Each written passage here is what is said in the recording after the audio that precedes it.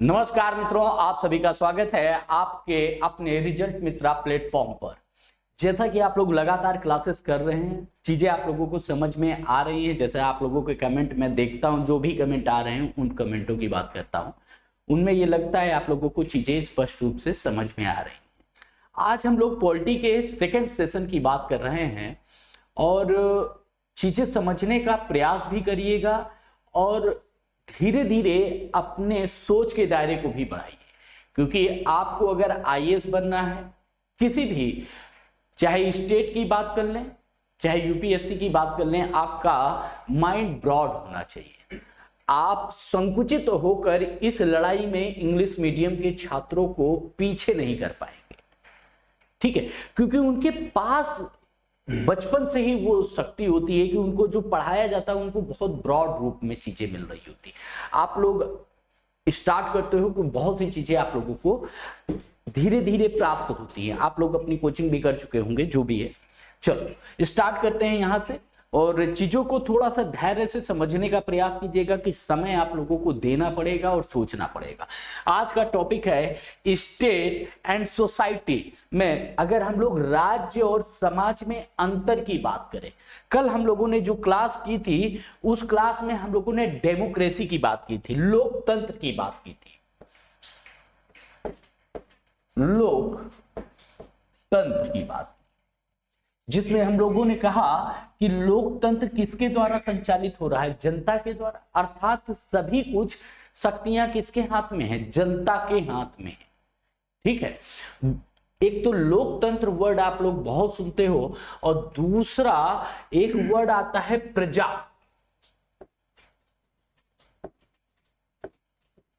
प्रजा, तो यहीं से स्टार्ट करते हैं पहले, फिर उसके बाद स्टेट और सोसाइटी को समझने का प्रयास करेंगे। आखिर आपकी प्रजा क्या है? प्रजा का मतलब क्या हुआ? मतलब सीधा सा है कि राजतंत्र, राजतंत्र व्यवस्था की बात की जाती है यहां पर। व्यवस्था अर्थात संपूर्ण शक्तियां किसके पास निहित होंगी? संपूर्ण शक्तियां किसके पास निहित होती हैं यहां पर? राजतंत्र में।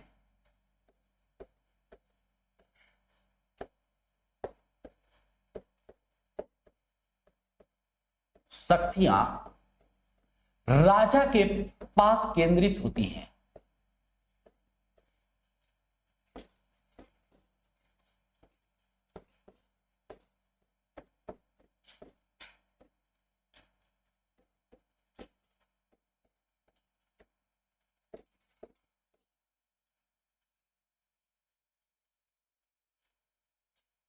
ठीक, अब जब ये राजतंत्र की व्यवस्था की मैं बात कर रहा हूं कि संपूर्ण शक्तियां किसके पास? राजा के पास केंद्रित हैं, अर्थात इसका मतलब है कि सारे अधिकार राजा के अंतर ही निहित होंगे। सारे अधिकार राजा के पास ही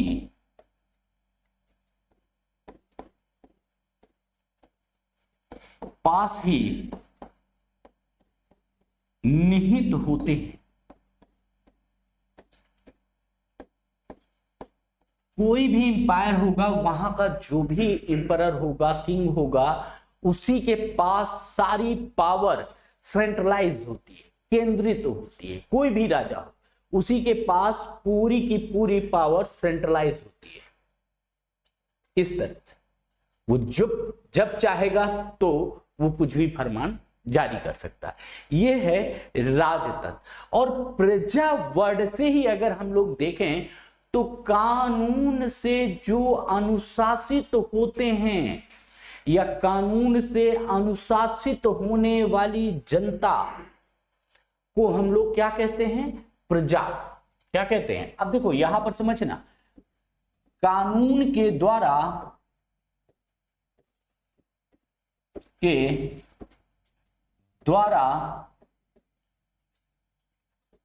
यह अनुशासित होते हैं, शासित होते हैं तथा इनको कानून निर्माण में भाग लेने का अधिकार नहीं प्राप्त होता है। इनको कानून निर्माण में भाग लेने का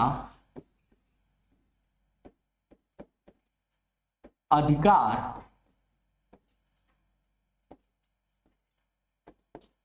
नहीं प्राप्त होता है।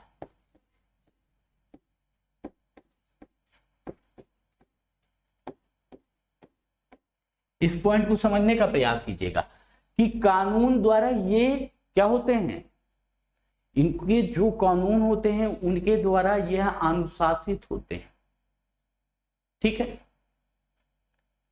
आप गवर्निंग बॉडी के मेंबर नहीं हैं, आप गवर्न किए जाते हैं। किसके द्वारा? लॉ के द्वारा आप गवर्न किए जाएंगे। लेकिन जहां पर लॉ बनेगा, कानून का निर्माण होगा, वहां पर आप भाग नहीं ले सकते हैं। वो क्या होती है? वो आपकी प्रजा होती है। क्यों? क्योंकि व्यवस्था कौन सी है? राजतंत्र व्यवस्था होती है। क्यों? क्योंकि समस्त अधिकार किसके पास केंद्रित हैं? सारे अधिकार राजा के पास है। राजा कानून का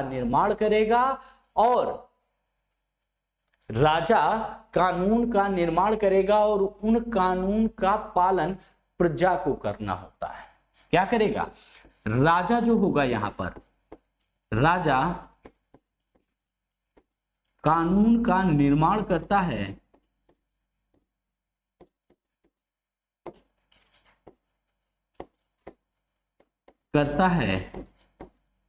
और उसका पालन प्रजा के द्वारा किया जाता है।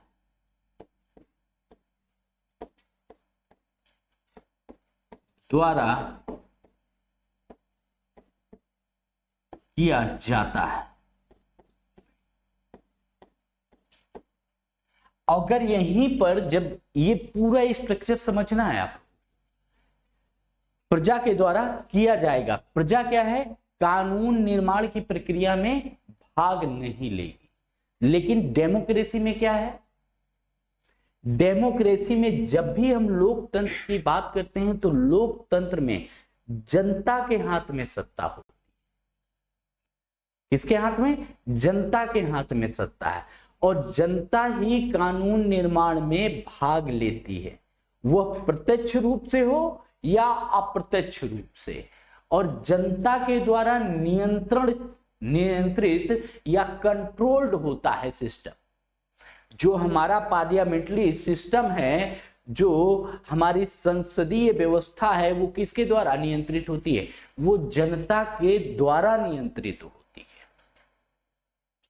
वो सांसद के द्वारा नियंत्रित नहीं होती है, वो विधायक के द्वारा नियंत्रित नहीं होगी। वो किसके द्वारा? जनता के द्वारा। वहां पर जनता प्रत्यक्ष या अप्रत्यक्ष, सांसद, विधायक, ये क्या होते हैं? आपके प्रतिरूप होते हैं, आपके द्वारा चुने गए प्रतिनिधि होते हैं, जिनको आप चुनते हैं कि नहीं, हमारी जगह पर हम 10 लाख लोगों के लिए जो कानून निर्माण की प्रक्रिया होगी वो एक्स सांसद साहब हमारे करेंगे। हम इनको अपना प्रतिनिधि नियुक्त करते हैं। समझ आया ये चीज? तो डिफरेंसेस क्या है राजतंत्र और डेमोक्रेसी में? एक बेसिक डिफरेंस है यहां पर। ठीक, तो राजतंत्र और आप लोगों को यहां पर यह समझ में आ गया कि राजतंत्र और लोकतंत्र के मध्य एक बेसिक डिफरेंसेस क्या क्या होते हैं। अब दूसरा पॉइंट जो आज का हम लोगों का डिस्कशन का पॉइंट है, उस डिस्कशन के पॉइंट पर हम लोग चलते हैं। हम लोगों का डिस्कशन का पॉइंट क्या है, यहां पर समझने वाली बात है। हम लोगों का डिस्कशन का पॉइंट है state and society. What the differences between state and society, राज्य और समाज में क्या अंतर है, जो आज का टॉपिक है उस टॉपिक पे हम आगे बढ़ते हैं। ठीक है, अब आते हैं तो सबसे पहले बात आती है कि हम किसी को राज्य या स्टेट कब कहेंगे, है ना। सबसे पहले जब हम लोग स्टेट की बात करते हैं या राज्य की बात करते हैं तो भाई हम स्टेट कब कहें किसी चीज को। तो राज्य कहलाने के लिए अगर हम किसी को राज्य कहेंगे तो एक दिमाग में लगाओ, अब राज्य को मैं एक साइड करता हूं, आपको एक स्टेट मान लेते हैं। तो अगर आप अपने परिवार को एज लाइक ए फैमिली, जो फैमिली होती है उसको हम एक राज्य के रूप में स्वीकार करते हैं। तो परिवार में एक संप्रभुता होती है, सोवेरेनिटी होती है, अधिकार होता है आपका। तो सबसे पहला वही स्टेटमेंट राज्य के पास भी होगा। तो राज्य के पास अपनी संप्रभुता होती है, राज्य के पास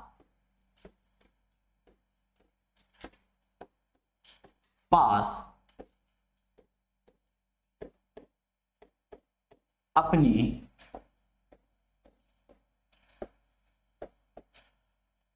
संप्रभुता होती है। अगर हम संप्रभुता, वर्ड मैंने यहां पर क्या लिखा, संप्रभुता होती है साहब। तो संप्रभुता का मतलब क्या है, वर्ड आ गया ना यहां पर, संप्रभुता होती, इसको आगे डिफाइन करूंगा। कुछ पॉइंट पहले आप लोग जान लीजिए। अब देखो, राज्य की अपनी संप्रभुता होती है, निश्चिंत रहिए आप लोग, परेशान मत होइए, संप्रभुता को मैं डिफाइन करूंगा। ठीक है, नेक्स्ट पॉइंट की बात करें, हम परिवार किसे कहेंगे, अकेला मैं, जैसे कि एग्जाम्पल के रूप में मैं अपने आप को, अभी क्या है, ना विवाह हुआ ना बच्चे आए, तो इसका मतलब मैं न्यूक्लियर हूं, तो मैं पारिवारिक बंधन नहीं है मेरा, मैं क्या हूं, अकेला हूं। परिवार का मतलब होता है कि मियां बीबी बच्चे, तब इसे परिवार कहा जाता है। भाई बहन ये सब क्या है, ये परिवार के हिस्से। तो इसका मतलब है कि परिवार में जब जनसंख्या होगी तभी परिवार कहलाएगा। उसी प्रकार से स्टेट के पास भी जनसंख्या होती है, राज्य के पास भी अपनी एक पॉपुलेशन होती है। तो नेक्स्ट पॉइंट हो जाएगा राज्य। जब हम लोग किसी को राज्य कहेंगे तो उसकी जनसंख्या होती है, उसकी जनसंख्या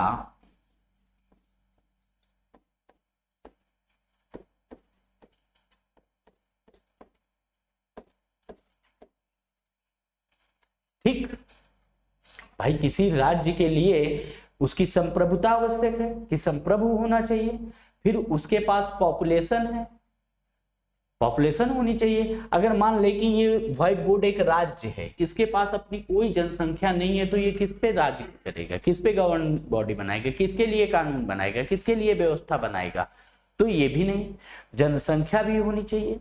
तो नॉर्मल सी बात है, इसकी अपनी एक जनसंख्या होनी चाहिए। नेक्स्ट पॉइंट की बात है, अगर राज्य है, जनसंख्या है, तो जनसंख्या को निवास करने के लिए भूभाग की आवश्यकता होती है ना, जमीन की आवश्यकता होती है, स्थान की आवश्यकता होती है, जहां पर लोग वहां पर निवास कर सके। तो राज्य के पास एक अपना भूखंड होना चाहिए, भूभाग होना चाहिए।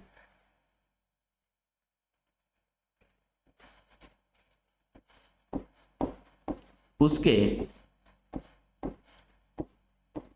पास भूभाग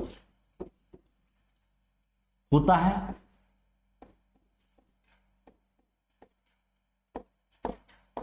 ठीक, अब समझते चलो, संप्रभुता है, जनसंख्या है, भूभाग हो गया। तो अब आप क्या करेंगे, इन सभी को अगर आपको सिस्टम में लाना है तो एक गवर्निंग बॉडी का निर्माण करेंगे, शासन व्यवस्था का निर्माण करेंगे। तो नॉर्मल सी बात है कि राज्य के पास अपनी एक शासन व्यवस्था होती है। क्या होगी? शासन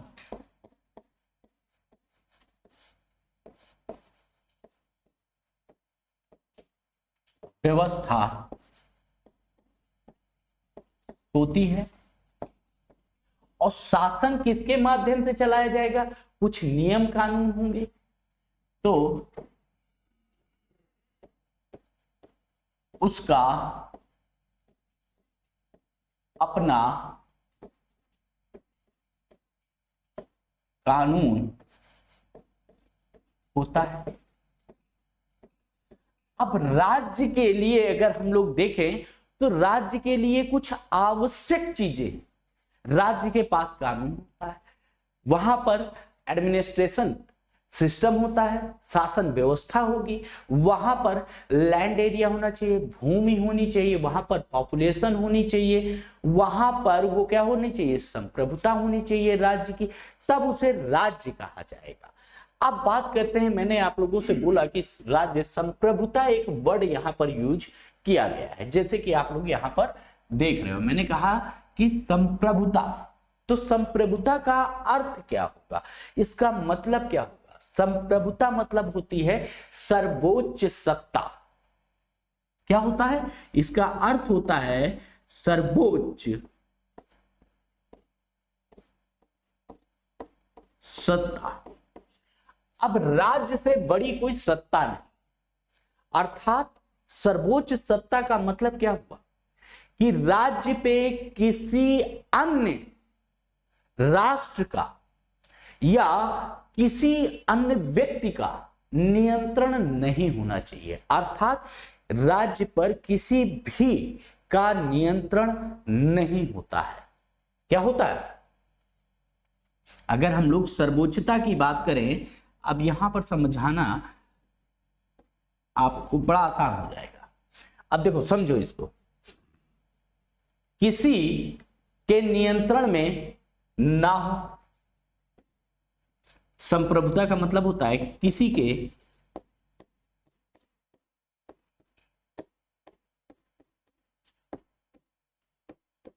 नियंत्रण में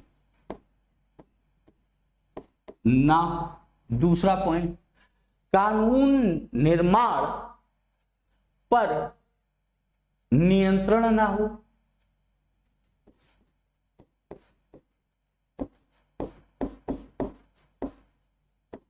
निर्माण में किसी अन्य का नियंत्रण ना हो। ठीक है, सबसे पहला वर्ड आया किसी के नियंत्रण में ना, अर्थात इस भूभाग पर किसी भी देश या किसी भी व्यक्ति का नियंत्रण नहीं होना चाहिए। जैसे मान ले कि ये कोई फैमिली है। अब फैमिली है तो इस फैमिली के मुखिया जो होंगे, ये कोई फैमिली या परिवार है मान के चलते हैं, इस पर किसी दूसरे व्यक्ति का नियंत्रण नहीं होगा। किनका नियंत्रण होगा? जो इसके मेन मुखिया हैं उनका नियंत्रण, किसी और का नियंत्रण इस पर नहीं। ठीक, कि जैसे कोई खाना खाने गया आपके परिवार का, तो बाहरी व्यक्ति आए कि ना खाना नहीं खा सकता, पानी नहीं पी सकता। तो इस तरीके से यदि नियंत्रण दूसरे का है तो आप संप्रभु कहां हैं? आप संप्रभु नहीं है। यदि बाहरी हस्तक्षेप आपके राज्य में हो रहे हैं और आप उनको नहीं रोक पाते हैं, इसका मतलब है कि आप संप्रभु नहीं है। और अगर आपके पास संप्रभुता नहीं है तो नॉर्मल सी बात है, आप स्टेट नहीं होंगे। क्लियर? दूसरा, जैसे कि हमारे परिवार में होता क्या है कि आप लोग देखते होंगे कि हमारे मम्मी पापा एक नियम कानून तय कर देते हैं कि भाई सुबह 7 बजे तक सबको बेड से उठ के चाय नाश्ता कर लेना है, 8 बजे तक नहा धो के रेडी होके जिसे काम पे जाना है वो काम पे जाए, जिन्हें नहीं जाना है वो अपना पढ़ाई करे। एक सिस्टम घर का होता है, ठीक। तो वो कानून बनाने के अधिकारी हैं। अब यहीं पर आपके घर में एक कानून बनाया गया, बगल में कोई एक्स रहता है, कोई वाई रहता है, कोई जेड रहता है और कोई ए रह रहा है, ठीक। इन्होंने कहा नहीं, आपने जो कानून बनाए हैं ये फॉलो नहीं किए जाएंगे। कानून होगा 10 बजे तक आप लोग सो सकते हैं, जग सकते हैं, खा सकते हैं, पी सकते हैं, नहीं मन है तो टहलने जा सकते। तो आपके अंदर जब कानून बनाने का नियंत्रण भी नहीं है, बाहरी हस्तक्षेप हो रहा है, तो आप संप्रभु राष्ट्र नहीं होंगे। अर्थात किसी भी राष्ट्र की संप्रभुता मोस्ट इंपॉर्टेंट होती है, अर्थात वहां पर उसका पूर्ण नियंत्रण होना चाहिए। किसी भी कानून को बनाया या खत्म किया जाए, उस पे किसी अन्य का नियंत्रण ना हो। समझ आया इतनी चीज? तब आपको कहा जाएगा संप्रभु राष्ट्र। ठीक है, इतनी चीज क्लियर हो रही है?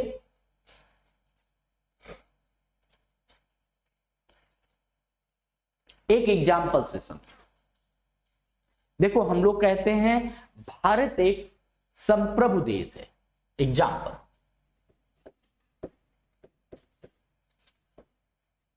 भारत एक संप्रभु राष्ट्र है,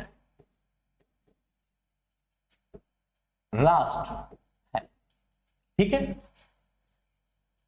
और अगर हम भारत को अपना परिवार माने तो नॉर्मल सी बात है कि भारत में किसी का नियंत्रण नहीं है।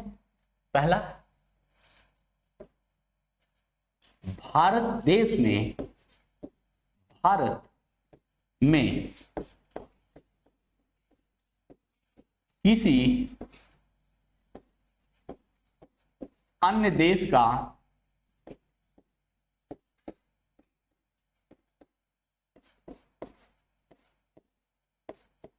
नियंत्रण नहीं है।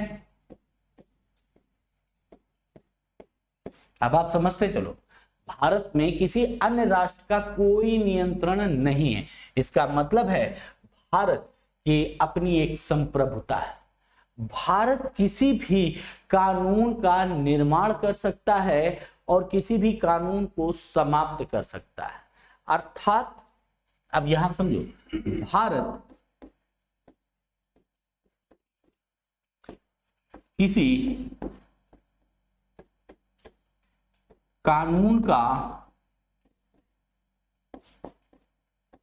निर्माण कर सकता है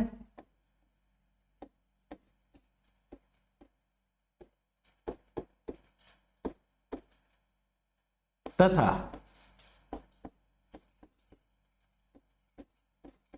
किसी कानून को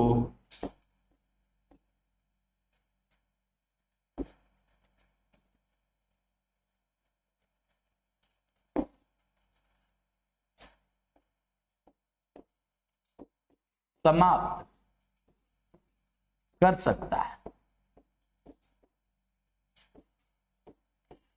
इसमें किसी का भी नियंत्रण नहीं होता। इसमें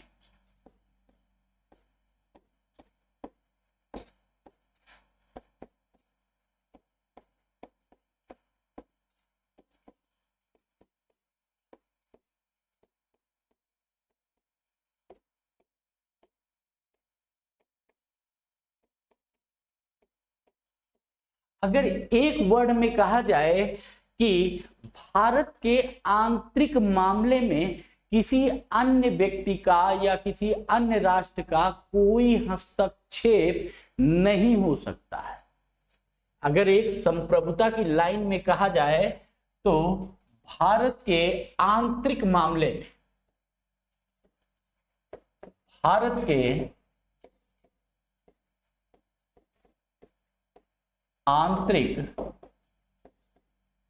मामलों में किसी भी राष्ट्र का हस्तक्षेप नहीं हो सकता।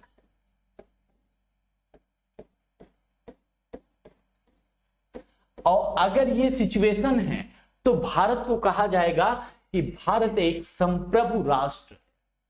अगर इसके आंतरिक मामले किसी बाहरी राष्ट्र का, जैसे कि हम लोग एग्जाम्पल में लें, पाकिस्तान की आज दुर्गति हो रही है ना। आप लोग देखते होंगे कि पाक की दुर्गति हो चुकी है, बहुत बुरी कंडीशन में चला गया, क्योंकि उसके इंटरनल जितने भी अफेयर्स हुए, जितने भी आंतरिक मामले थे, उन सभी आंतरिक मामलों में कौन निर्णय लेने लगा? बाहरी लोग। बाहरी इन द सेंस दूसरे राष्ट्र उस पे उसके आंतरिक मामले को गवर्न करने लगे। अब जब आंतरिक मामले पे कोई दूसरा व्यक्ति गवर्न करेगा तो संप्रभुता समाप्त हो जाती है, और जब संप्रभुता समाप्त हो जाती है तो निश्चित रूप से आप कैसे होने लगते हैं, धीरे धीरे आपकी डिपेंडेंसी उनकी तरफ अधिक हो जाएगी, और जब उनके ऊपर डिपेंडेंसी होगी तो आप अपने राष्ट्र के हित दरकिनार करने लगेंगे। आप उनके हित, वो अपने हित देखने के लिए आपके घर आएंगे। अच्छा, एक चीज और याद रखना है, जैसे कि आप सोसाइटी देखते हो, समाज में, अपने घर परिवार में देखते हो, वैसे ही देश भी। देश में कोई चीजें ऐसी नहीं है कि राष्ट्र को जब आप समझने के प्रयास करो तो बहुत पॉलिटिकल लैंग्वेज आपको आनी चाहिए, बहुत संवैधानिक भाषा। आप सामान्य प्रक्रिया समझने का प्रयास करो हर चीज को, कि जैसे आपके घर के आंतरिक मामलों में कोई पड़ोसी हस्तक्षेप नहीं कर सकता, उसी तरह से देश भी हमारा एक परिवार है, और उसमें भी कोई भी पड़ोसी या विदेशी हस्तक्षेप नहीं कर सकता है। यदि पड़ोसी आपके घर में हस्तक्षेप करने लगा तो कलह की स्थिति बनने लगती है, आपस में मतभेद होने लगता है, आपस में लड़ाइयां होने लगती हैं। इसका मतलब क्या है कि अब घर का ताना बाना और आर्थिक, सामाजिक और राजनीतिक सभी तरह से स्थितियां खराब होने वाली। इसका मतलब तो यही, क्योंकि आपकी अब संप्रभुता समाप्त हो गई है जब कोई बाहरी व्यक्ति आपके घर में हस्तक्षेप करने लगा है। मतलब नियम कानून जो बने थे आपके पूर्वजों के, फोर फादर्स के, उन पे क्या होने लगा? कटाक्ष करने लगे, तोड़ने लगे, उन नियम कानून की जगह अपने नियम कानून थोपने लगे, तो वहां पर क्या हो गई? आपकी संप्रभुता समाप्त हो गई। तो यहां पर यही चीज समझना है। क्लियर हो रहा है सभी लोगों को? ठीक। अब जब हम समाज की बात करते हैं, सोसाइटी की बात करते हैं, तो समाज की जब हम लोग बात करते हैं तो इसे समझो,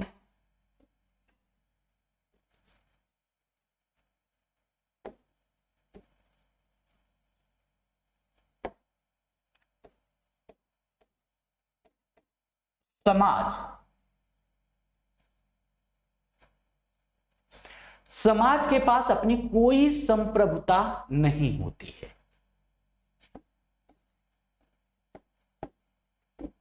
समाज के पास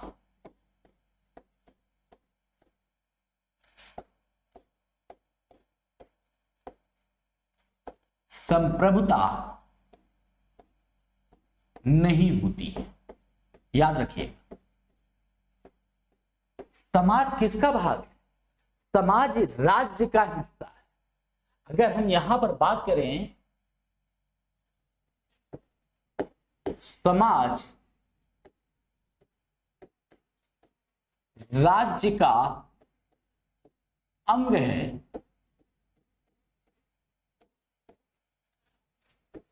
और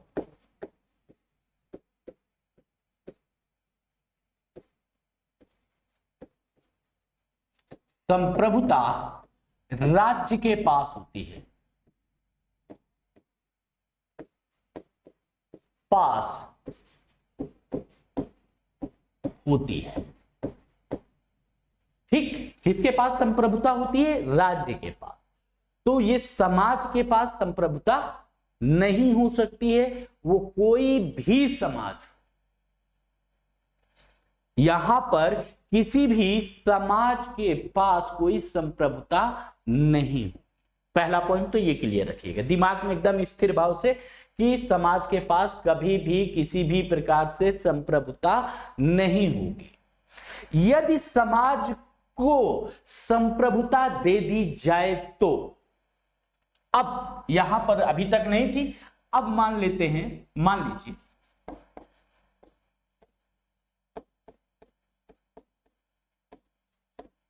ये इसलिए मनवा रहे हैं क्योंकि मान ही लीजिए संप्रभुता आ गई है, तो मान लीजिए कि यदि समाज को संप्रभु बनाया है या समाज को संप्रभुता दे दी गई तो क्या होगा?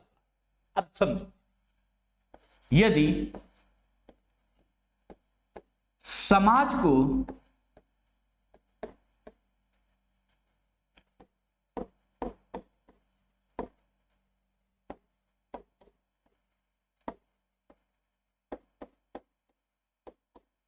गई तो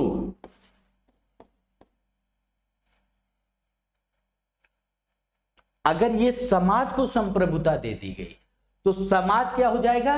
राज्य बन जाएगा। आप समझना है, समाज क्या हो जाएगा? राज्य बन जाएगा। तो समाज राज्य बन जाएगा।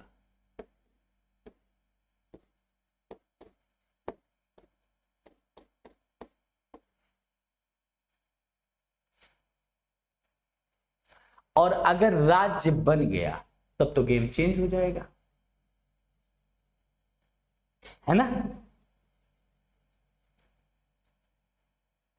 अब इसको समझो कैसे। अब इसको एक छोटे से एग्जांपल से समझाने का प्रयास करता हूं। आपको याद होगा कि भारत 15 अगस्त 1947 को अंग्रेजों से आजाद हुआ था।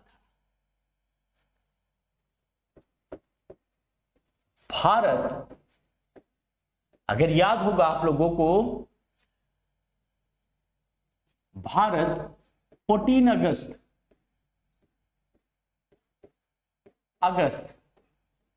1947 को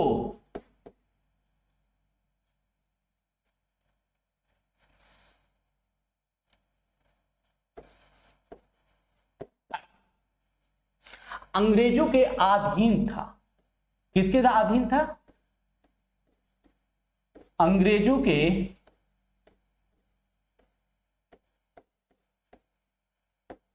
अधीन था। याद है सभी लोगों को?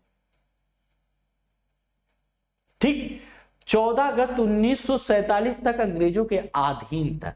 आपको आजादी कब मिलती है याद है? 15 अगस्त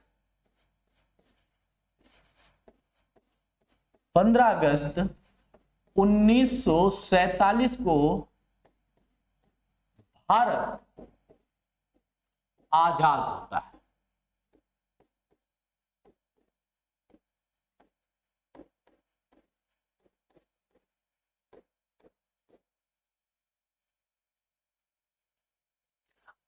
अब देखो दोनों में अंतर आ रहा है।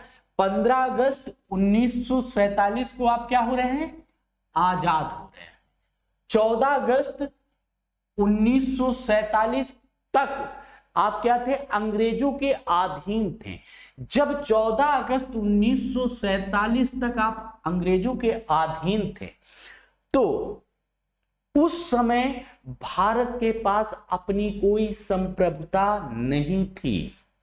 उस समय क्या था? उस समय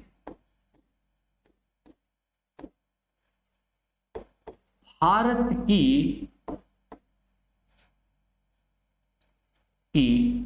कोई संप्रभुता नहीं थी, या भारत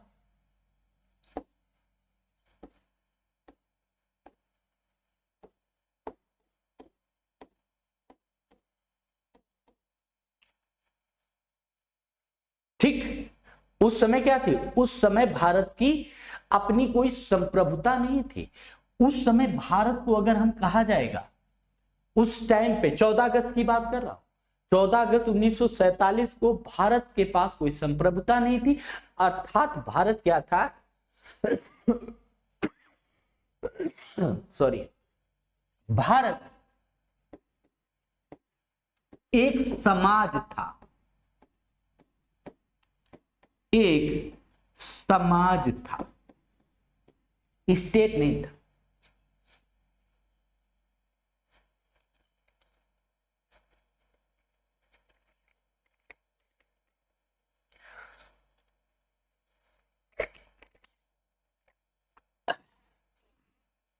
आप समझो, उस समय भारत एक स्टेट नहीं था, एक सोसाइटी थी। अब यहीं पर दूसरा पॉइंट आया। 15 अगस्त 1947 को भारत को आजादी मिल गई।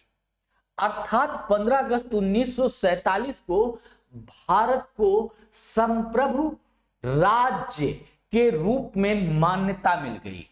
अर्थात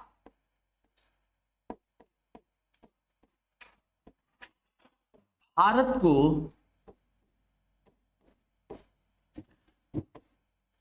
15 अगस्त 1947 को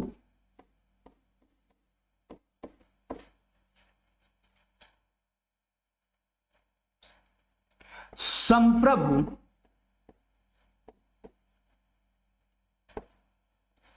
राज्य की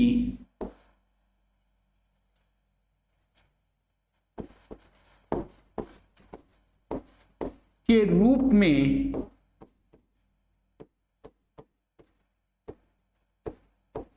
मान्यता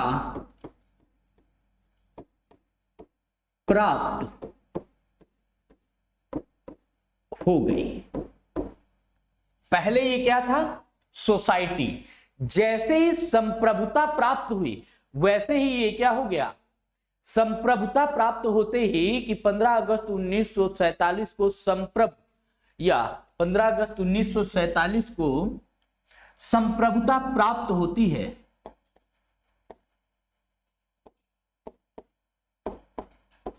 प्राप्त होती है, तो भारत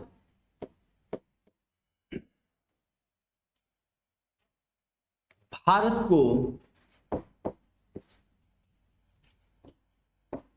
एक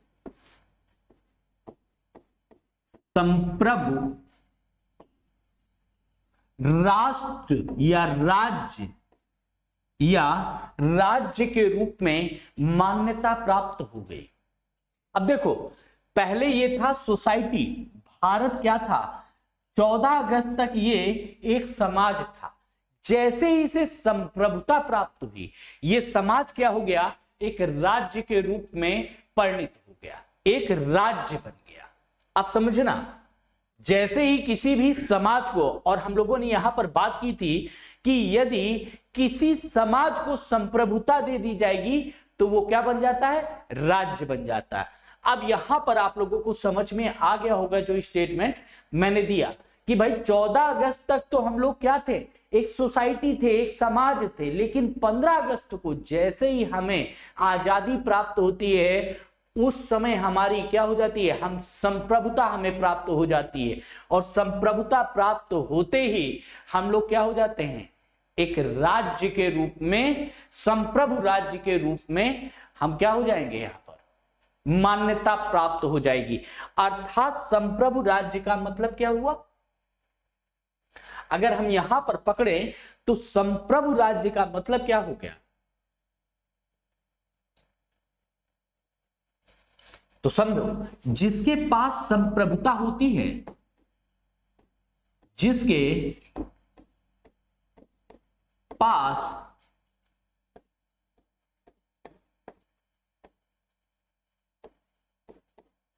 संप्रभुता होती है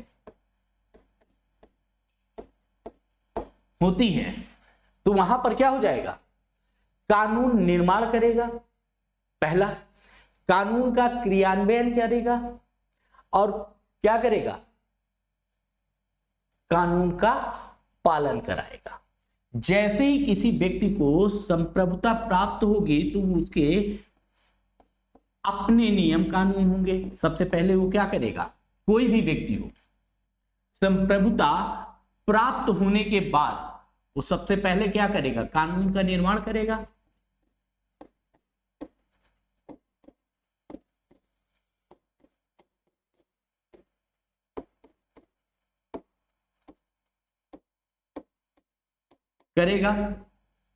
अब दूसरा पॉइंट, कानून का जब निर्माण करेगा तो कानून का क्रियान्वयन भी करेगा।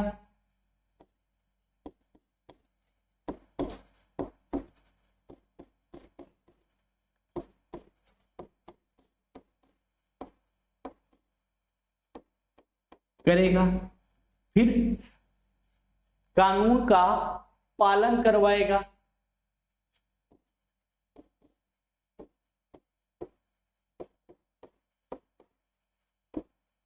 पालन,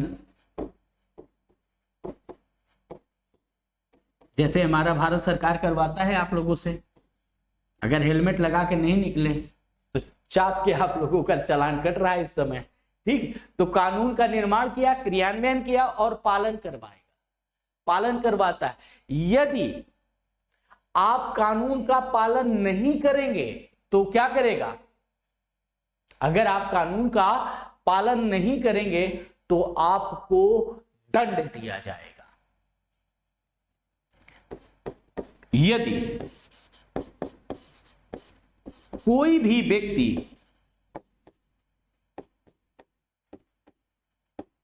व्यक्ति कानून का पालन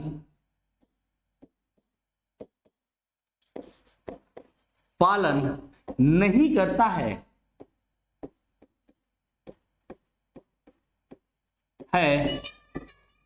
तो उसे दंड दिया जाएगा।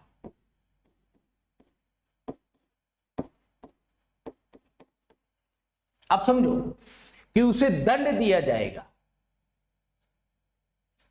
और क्यों दंड दिया जाएगा, इसलिए राज्य क्या करेगा, राज्य शांतिपूर्ण व्यवस्था स्थापित करने के लिए कानून का निर्माण करता है और कानून का उल्लंघन करने वाले को दंड भी देता है। जब ये आप नहीं करेंगे तो दंड दिया जाएगा, क्योंकि राज्य में शांति व्यवस्था बनी रहे, क्योंकि राज्य में शांति व्यवस्था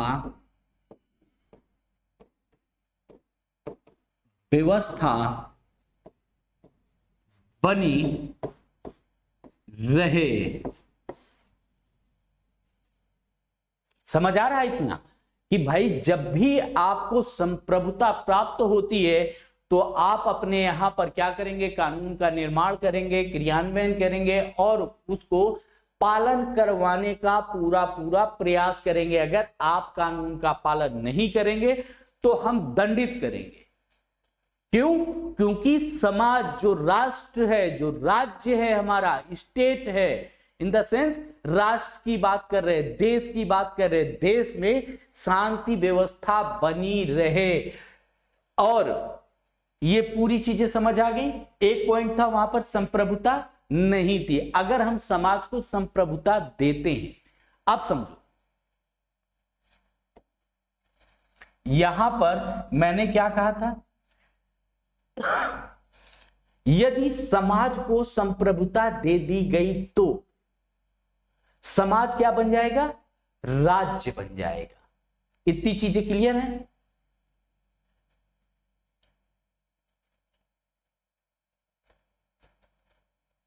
कि यहां पर हम लोग इसकी बात कर रहे हैं,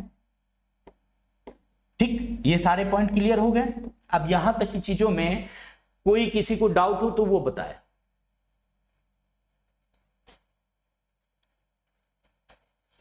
अब देखो, जब हम समाज की बात करते हैं तो समाज के पास अपनी कोई संप्रभुता नहीं होती है। ये मैंने अभी बताया था। जब हम समाज की बात करते हैं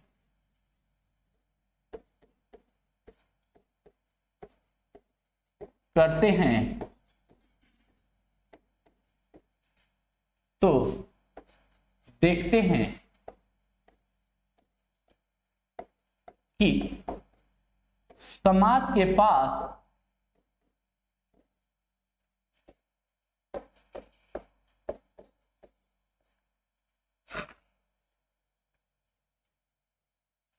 अपनी कोई संप्रभुता नहीं होती है।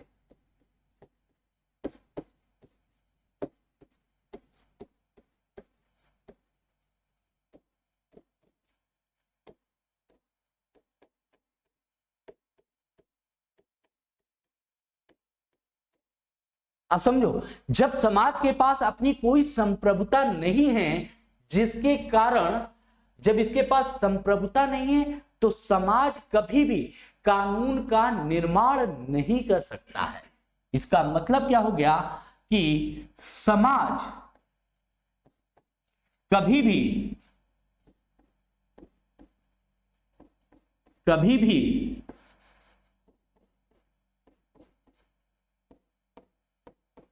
किसी कानून का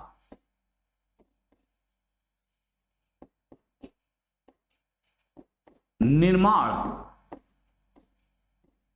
नहीं कर सकता है।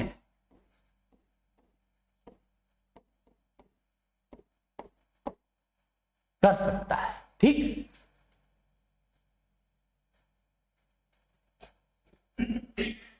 अब यहां पर सोचो कि जब समाज किसी कानून का निर्माण नहीं कर सकता है तो सामाजिक व्यवस्था कैसे बनी रहेगी?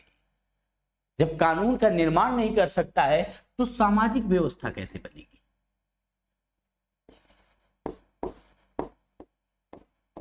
समाज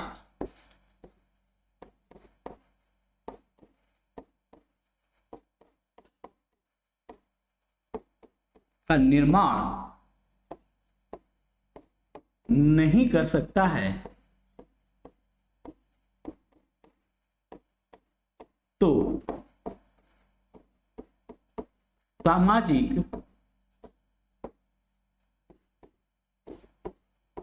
व्यवस्था का निर्माण कैसे करेगा? एक क्वेश्चन आया मेरे माइंड में कि भाई जब समाज किसी कानून का निर्माण नहीं कर सकता है तो वो जो सामाजिक व्यवस्था है वह कैसे उसका निर्माण करेगा? भाई जब वो कानून ही नहीं बना सकता है तो कैसे बनेगा? सोचो। तो एक चीज हम लोग देखें और थोड़ा सा आप अपने आप को सोचो और अपने चारों तरफ का एक एटमॉस्फेयर क्रिएट करो, उसमें जाके सोचने का प्रयास करो कि हमारी सोसाइटी में क्या चीज होती है। क्या कोई हमारा समाज कानून व्यवस्था बना के देता है?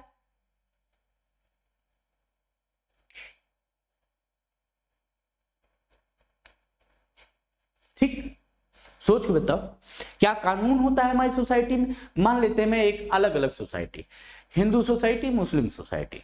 हिंदू में ब्राह्मण सोसाइटी, क्षत्रिय, वैश्य, शूद्र। तो इस तरह से अगर हम सोसाइटियों का भी, समाज का भी अलग अलग ग्रुपिज्म करें, अब इसी को high class, middle class, lower class, इसमें हम ग्रुपिज्म करें, एक सोसाइटी यहां पर देखें। ठीक, तो जब इस तरह से देखेंगे सोसाइटी के कई डायमेंशन दिखाई देंगे आपको, समाज के कई तरीके दिखाई देंगे, जहां पर ना कोई ब्राह्मण रह जाएगा, ना कोई क्षत्रिय रहेगा, कोई भी इस तरह की सोसाइटी नहीं देखेगी। हायर, मिडिल, लोअर, इस तरह से दिखाई देगा। कहीं पर हिंदू मुस्लिम दिखाई देगा, कहीं पर ये सब कुछ खत्म हो जा रहा है। इसका मतलब है डाइवर्सिटीफाई है अपना समाज। ठीक, अब जब डाइवर्सिफाई है तो यहां पर समाज में समझने वाली बात कि हमारे समाज में कुछ परंपराएं, उन परंपराओं को हम लोग क्या करते हैं, मानते हुए आगे बढ़ते हैं।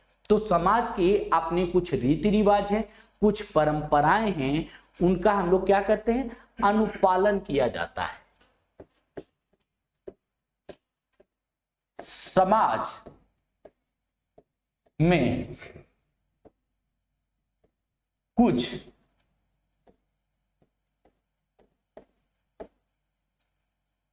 अपने रीत रिवाज,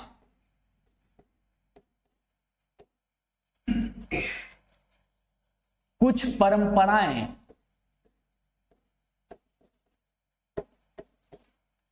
होती हैं जिसका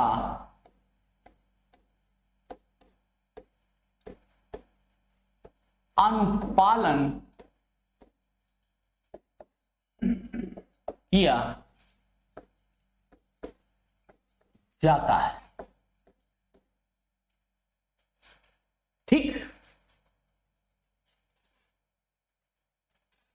अब यहां पर यह देखने वाली बात है कि समाज में कुछ अपने रीति रिवाज होते हैं, कुछ अपने स्पिरिचुअल्स होते हैं, कुछ अपनी मान्यताएं होती हैं, अपने वैल्यूज होते हैं, कुछ अपने नैतिक नियम होते हैं। उन नियमों को हम लोग क्या करते हैं, मानते हैं। अगर हम लोग बात करें सोसाइटी की, तो समाज को थोड़ा सा डिफाइन करता हूं आप लोगों को कि हर समाज की अपनी क्या होती है, रीति रिवाज होते हैं, रिवाज होते हैं, उनकी कुछ परंपराएं होती हैं, कुछ उनकी अपनी मान्यताएं होती हैं, कुछ उनके मूल्य होते हैं, कुछ उनके नैतिक सिद्धांत होते हैं, कुछ उनके देवी देवता होते हैं। तो ये एक सोसाइटी को अगर हम लोग देखें तो कुछ ऐसी सोसाइटी हमारी दिखाई देती है अगर हम लोग देखें। ठीक, एक पॉइंट और आप लोग और इसमें मेंशन कर लेते हैं, हर समाज के एक अपने आचरण होते हैं। तो ये क्या है, अगर हम इसको देखें तो कहीं ना कहीं ये कौन, अगर हम लोग देखें इस समाज को देखें, रीति रिवाज, परंपराएं, मान्यताएं, मूल्य, सिद्धांत, नैतिक, देवी देवता, आचरण, इन सब का निर्धारण कौन करता है? तो समाज के बड़े बुजुर्ग बैठकर आपस में सहमति के आधार पर इनका निर्माण करते हैं। क्या करते हैं? समाज के सदस्य आपसी सहमति से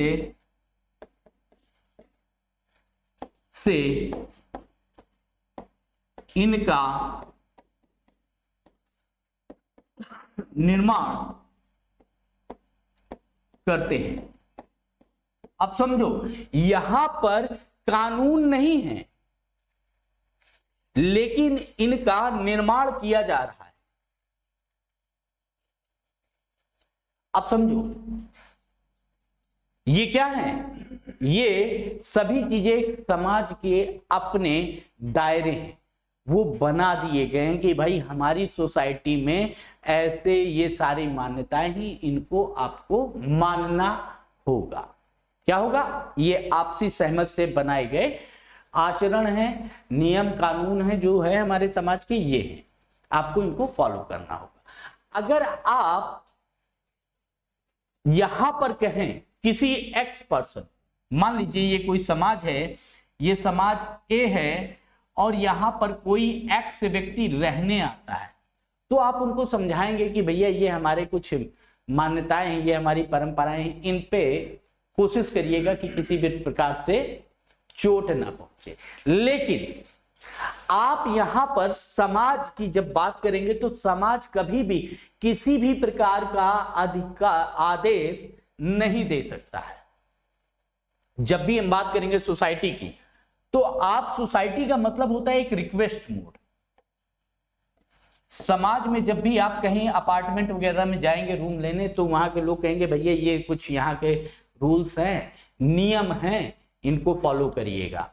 अगर नहीं भी करेंगे तो भी क्या ही करें, आदेश आपको नहीं दिया। समाज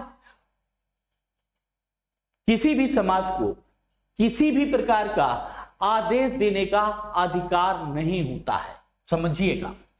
समाज को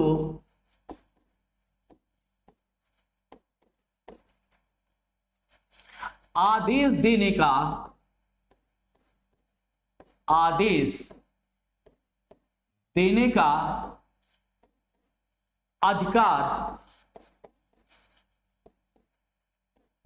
अधिकार नहीं प्राप्त होता है।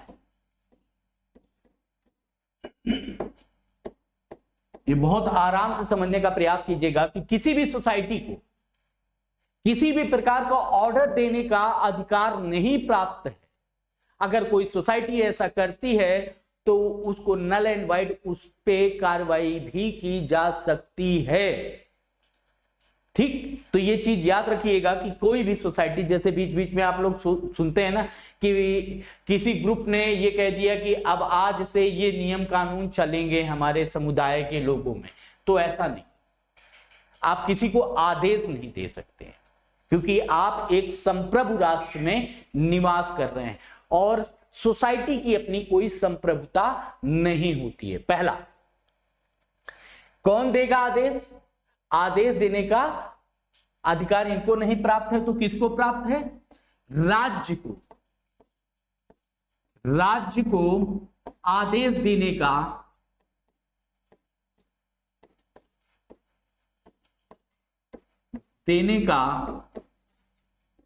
अधिकार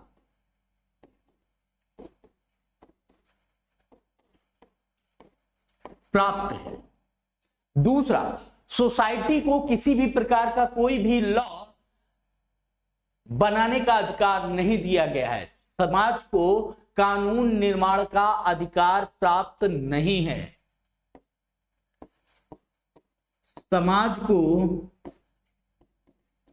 किसी भी प्रकार के कानून निर्माण का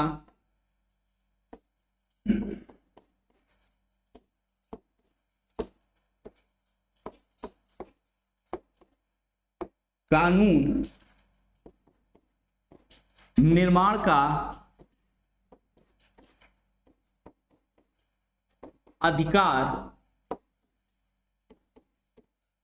प्राप्त नहीं है। याद रखना है। तो किसको प्राप्त होगा? राज्य को। राज्य को यह अधिकार प्राप्त है।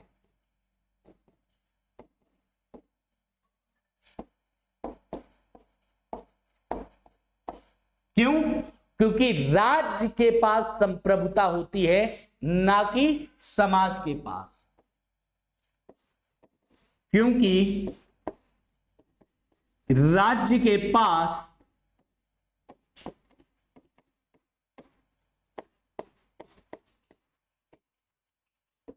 संप्रभुता होती है, ना कि समाज के पास। ठीक, इतनी चीज क्लियर हो गई। अगर हम अपने संविधान की बात करें, भारतीय संविधान की बात करें, तो अनुच्छेद 12 में राज्य को परिभाषित किया गया। ठीक है, क्लियर है ये पॉइंट?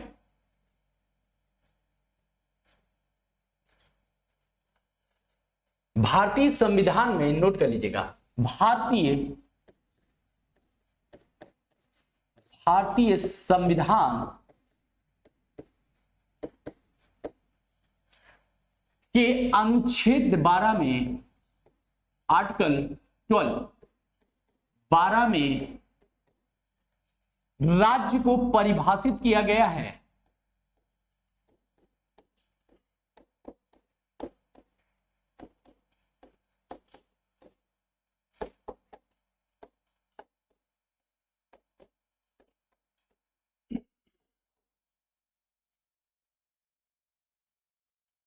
दूसरा, आर्टिकल 36 में भी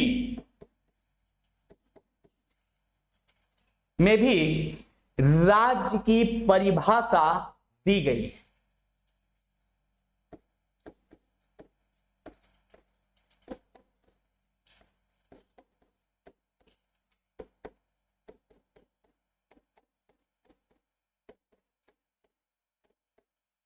अब समझना, समझे?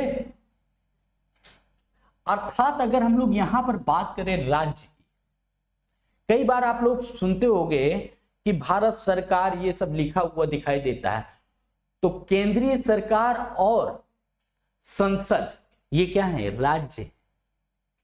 क्या है? केंद्रीय सरकार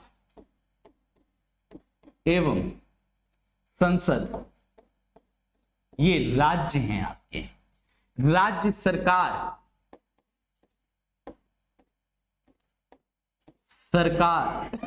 एवं राज्य विधानमंडल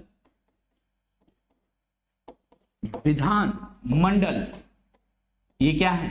ये राज्य है।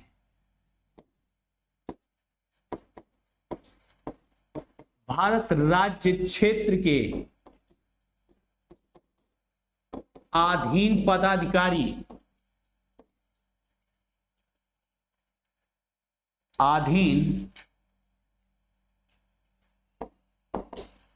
स्थानीय पदाधिकारी ये क्या है? ये राज्य है। अन्य प्राधिकारी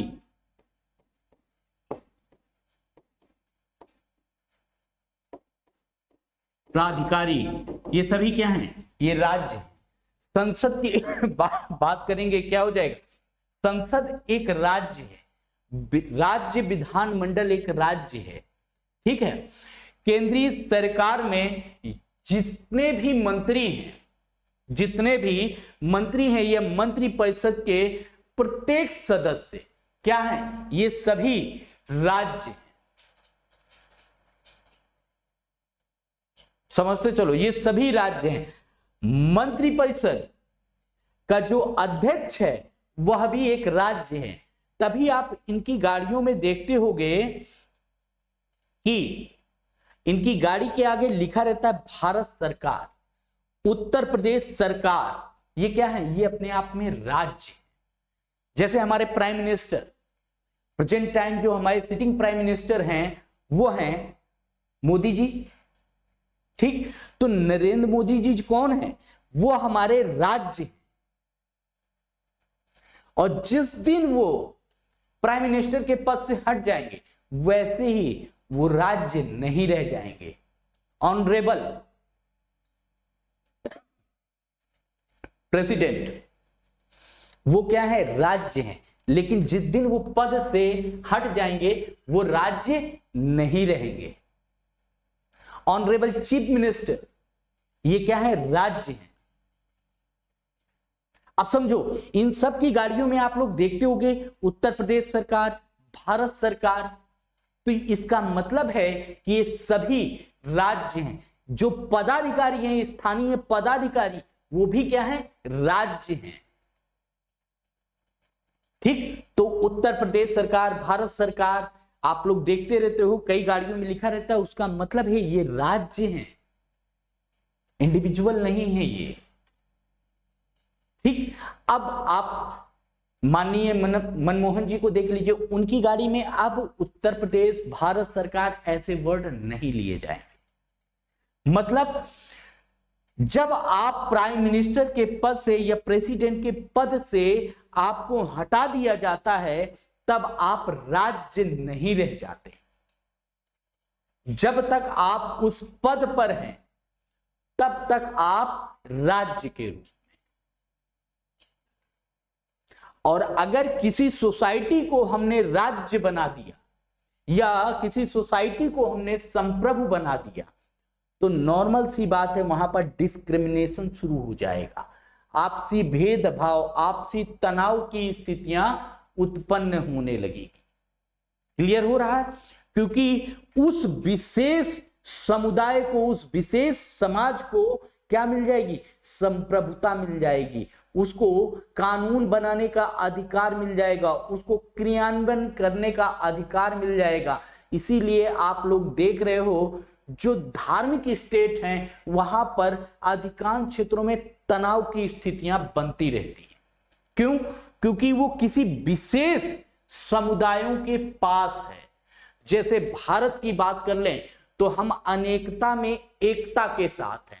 यहां पर हिंदू भी रह रहा है, मुस्लिम भी रह रहा है, सिख भी रह रहा है, ईसाई भी रह रहा है, जैन भी रह रहा है, बौद्ध भी रह रहा है, पारसी भी रह रहा है, तो जनजाति भी रह रहे हैं। तो हमारे संविधान को कुछ ऐसा डिजाइन किया गया कि वो सभी समुदाय के लोगों के लिए निश्चित रूप से उनके अधिकारों की संरक्षिका के साथ कार्य करता है।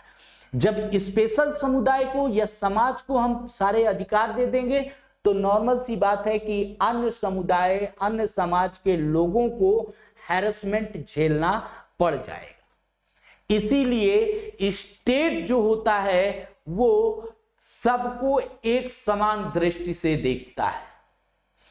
वहां पर कोई जाति नहीं, कोई धर्म नहीं, कोई लिंग नहीं, किसी भी आधार पर जाति, धर्म, लिंग, शिक्षा, पैसा, पावर, किसी भी आधार पर डिस्क्रिमिनेशन नहीं किया जाता है। सभी को एक समान कानूनी प्रक्रिया से गुजरना होता है। अगर सिग्नल मैंने तोड़ा है और सिग्नल अंबानी जी की गाड़ी ने तोड़ा है तो चार्जेस दोनों को समान ही भरना पड़ेगा। 100 रुपए मेरा भी होगा तो 100 रुपए उनका भी होगा। समझ आ रहा है? तो चीजें जो हैं वो सबको समान दृष्टिकोण से चलाती हैं। और जब सामुदायिक हो जाएंगी तो भाई उस समुदाय को फ्रीडम है, बाकी सबको टैक्स पे करना है, बाकी सबके ऊपर फाइन चार्जेस होंगे। तो इन चीजों को भी समझते हुए हमें काम करना है। ठीक है, तो फिर मिलता हूं आप लोगों से नेक्स्ट क्लास में, नेक्स्ट वीडियो में। जहां किसी को कुछ चीजें ना समझ में आए आप लोग कमेंट किया कीजिए, मैं वेट करूंगा आपके कमेंट का कि आप लोगों को क्लासेस समझ में आ रही हैं, नहीं आ रही। जिन्हें नहीं भी आ रही वो भी कमेंट करें, जिन्हें आ रही है वो भी कमेंट करें। मुझे समझ में आए कि आप लोगों को कितनी चीजें किस तरह से समझ में आ रही। चलिए, थैंक यू, मिलता हूं फिर नेक्स्ट क्लास में। जय हिंद, जय भारत।